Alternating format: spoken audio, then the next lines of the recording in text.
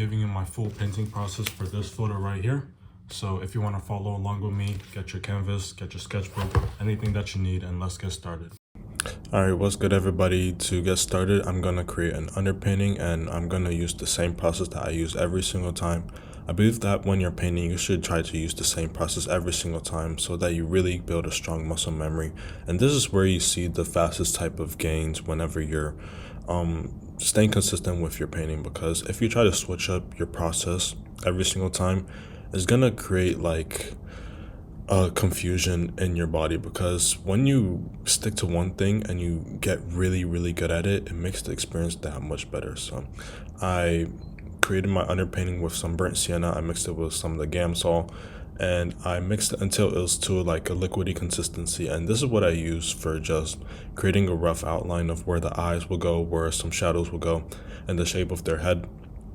And I messed up a little bit on the first coat, but that's fine because the underpainting you're going to paint on top of it anyways. You just want to get a rough outline of where everything goes. So for me over here, you see I just got the rough outline of the lips, the nose, the eyes, the neck and everything. And now I'm starting to move in with my first colors. So with the red, I'm mixing it with a little bit of the blue, and you'll see that this will darken up the red because I like to start with the darkest areas first before I move on to the lighter areas. And this is a way how you should be painting too. If you start with the lightest areas, then the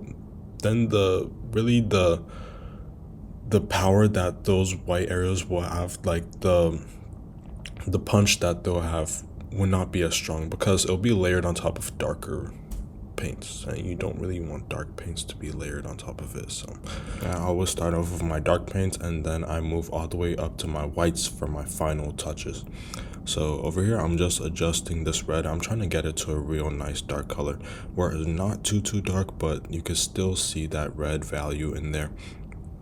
And if you don't get a color right, this is why it's important to not really use huge hunks of paint whenever you're mixing. Start off with a small amount. You see that I'm only grabbing the amount like with the tip of my palette knife whenever I'm using the red, and then with the blue I'm just like slightly adjusting it. If you use the whole hunk of red, then you're going to be wasting a lot of paint, and even if your color doesn't really match the one that you want, then you will have a harder time and you'll probably have to scrap the paint because it's just not working with you. So whenever you're mixing paint, only grab a small amount.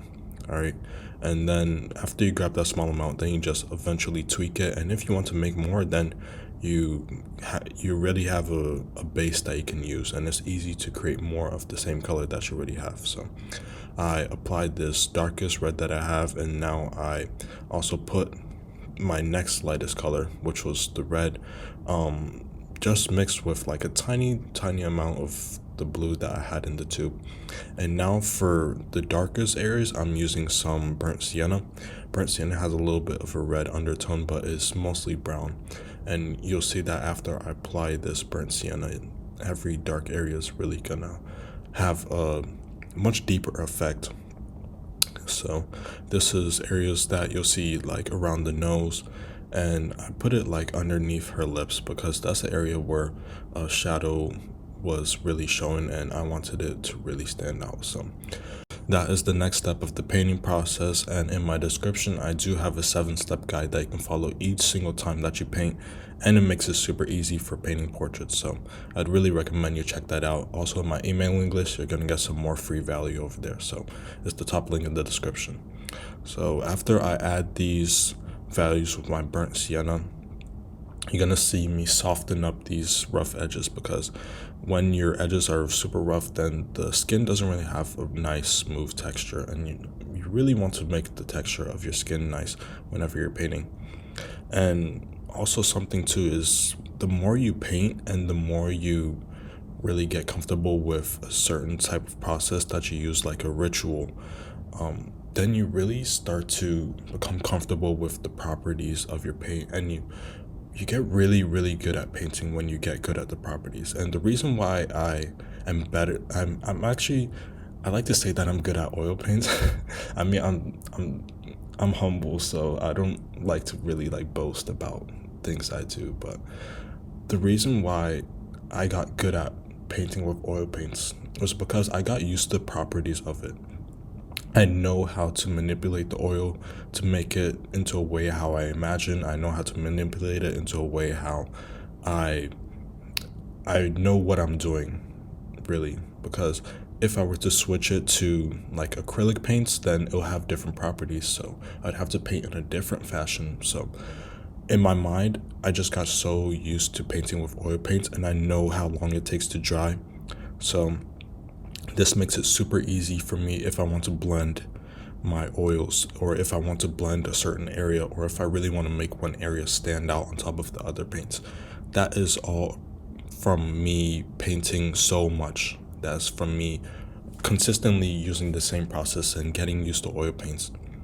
And this will get disrupted if you switch between oil paints, acrylic paints, watercolor paints. If you just paint with a different paint every single time, then your mind will get confused, because if you just stick to one specific thing, stick to one paint for like say a few weeks, then you'll get really used to using that paint, and you'll get really good at manipulating it in a way how it can come out the way how you want, and you'll start to learn different techniques, different skills, and a whole bunch of different stuff that you never knew before. So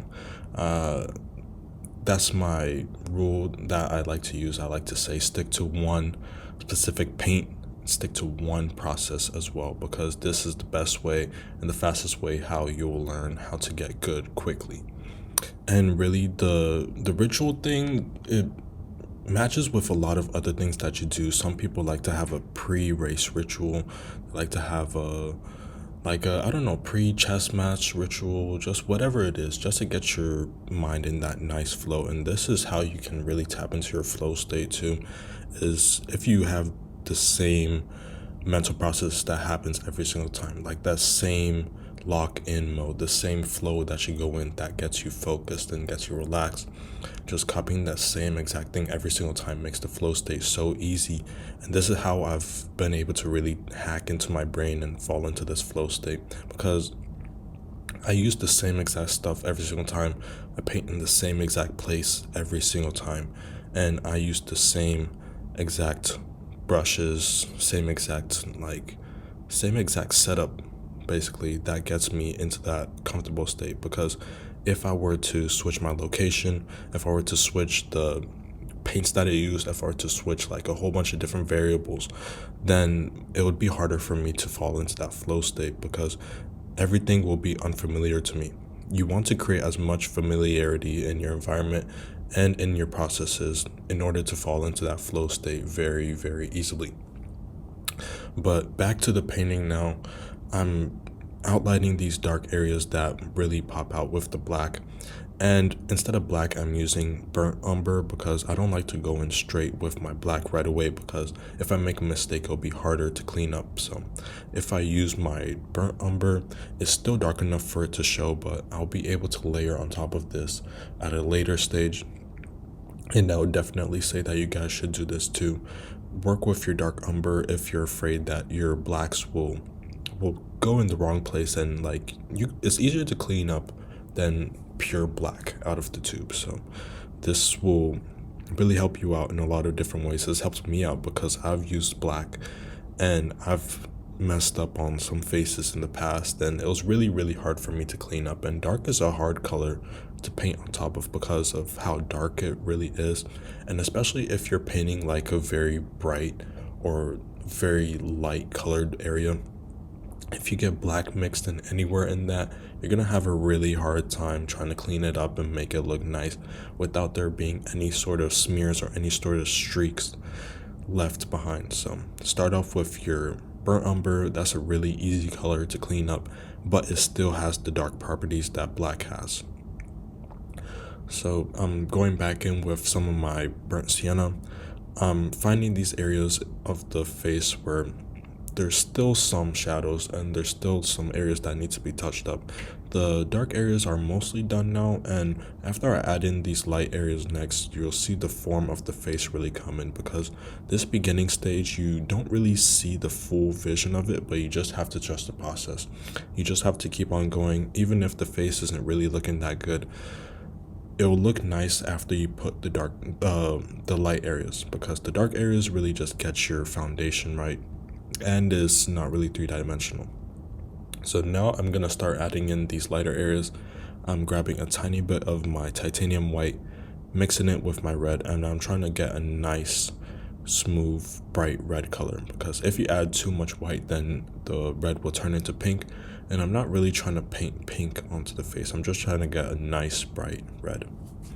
And this really shows what I was saying earlier. You don't want to use a whole bunch of paints. You see that on my palette.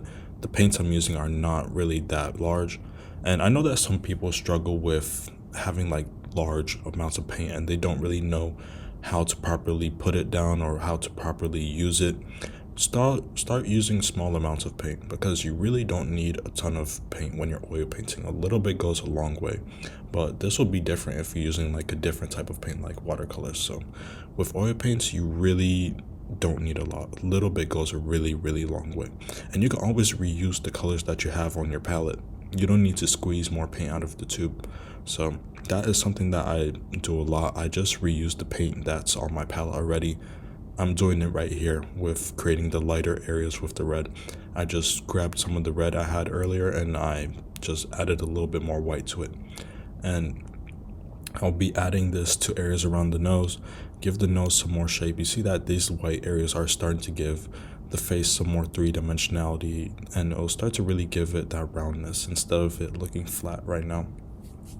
And if you're following along, this is the stage that you want to be very careful on so that everything doesn't smear, because if things smear, you'll have to layer on top of it again.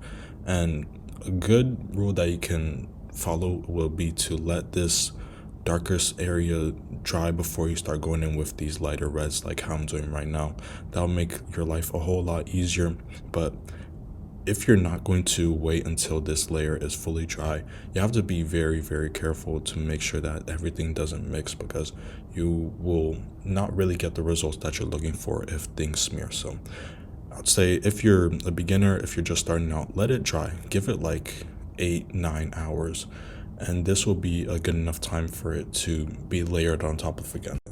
This is my favorite part of the process, when I'm really starting to get the full picture, because that makes it really, really fun. And something about it just makes you feel really, really good when you create something really nice that you can be proud of. And that's what I want for all of you guys. I want all of you guys to be proud of the work that you make, because you deserve to feel proud of the art that you make.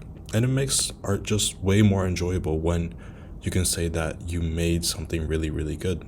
And when you're able to replicate it and do it over and over and over again, each time that you paint, then you just see the places that you keep on getting better. It just makes it more like a video game that you just keep on leveling up. You start to level up certain aspects, you start to get really good at one skill, you get really good at the next skill, and everything just starts to compound, because it's not really just strictly linear.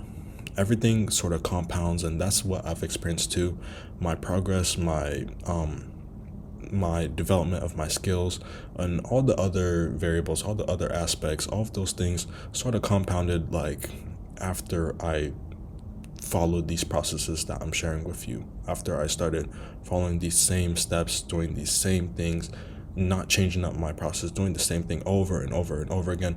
I know that it sounds super duper boring, but this is the truth. I'm not going to share you guys something that is not the truth. You need to follow the same thing if you want to get really good at it. And this is part of psychology too. You need to learn how to really hack into your mind, find a way that your body works, find it and use it to your advantage, because that is something that you're going to find a lot of benefit in, not only in art, but in a whole bunch of different areas. But in the camera, I showed my cerulean blue. That's the next color I'll be using before I go in with my top areas where everything is nice and bright white. So I clean off my brush. You always want to clean off your brush nicely before moving on to a different color, especially when they're contrasting colors such as this red and the blue, because if you mix them together with your brush, then the color's going to come out like a black, or it's going to come out like a brown. It's going to be as if you mix those colors, and you don't want to have that effect. So clean off your brush nicely.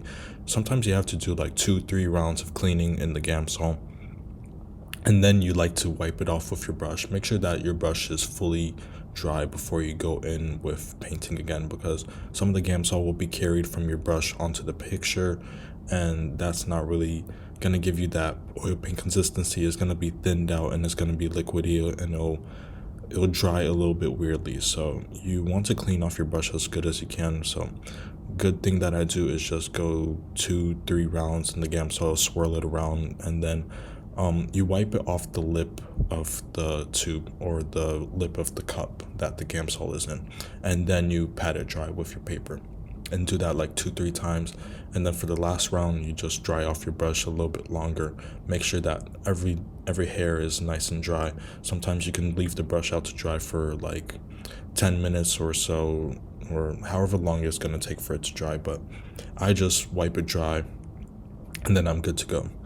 And for my cerulean blue, I'm doing the same thing as how I did with the reds. I'm covering up all of these dark areas before moving on with my white areas. So I took a little bit of the cerulean blue I had before on the palette, and I mixed in some of the white that I had, just reusing the colors that I already had on my palette and giving the face a nice full shape. And in this photo that I'm creating, I'm gonna be using some of the blue on the red side of the face because there's like a light shining on her face, and there's like a reflection that's showing like light bouncing on both sides. So that is why I left out some white areas on the right side of the face. I'm gonna be filling out with some of the blue that I made on the left side of the face, but before I move on to that, I want to fill out my darkest areas with some of the burnt umber that I had from earlier. So that is her eyes or the nostrils or other details like that. And I'm filling out the hair with my ultramarine blue. And this is the part of the painting where it's pretty much done. I'm just adding small adjustments to here and there, filling out those white areas. And this is the part of the painting that is pretty fun for me because I feel like I'm not really doing much painting at all. I'm just adjusting the things that were already there and making like small tweaks. So I feel like a surgeon in a way with this. And I want to invite you all to that emailing list in the description. It's the top link there. And over here, you're not only going to get access to my free 7-step guide on how to paint portraits perfectly every single time, but you're also going to get access to my coaching as well, because I'm going to be helping you out one-on-one with your painting. If you're having any struggles or any sort of errors or anything that you're just not proud of, because you should feel proud of the work that you're making, I'm going to be there to help you out. I'm going to give you years of knowledge that I've gone through. I'm going to give you years of consistency, years of trial and error, because I want you to have a smooth process as you can, because painting is something that can give a lot of people purpose, and it's something that gives me purpose. It's something that I'm able to always do whenever I'm not only bored or when I'm like don't really know what to do. It just in a way fulfills me. It gives me a sense that I can really put my mind to something and create something in life, because it makes me feel good. It makes me feel like a man, like when I'm able to build something from scratch and then hang it up in the wall or whatever it is. It makes me feel good. So I want you all to have that same sort of feeling. So again, type that top link in the description and you're going to get access to my emailing list, and there you're going to get access to the coaching as well. So I want to thank you all for watching this video, and I'll see you all in the next one.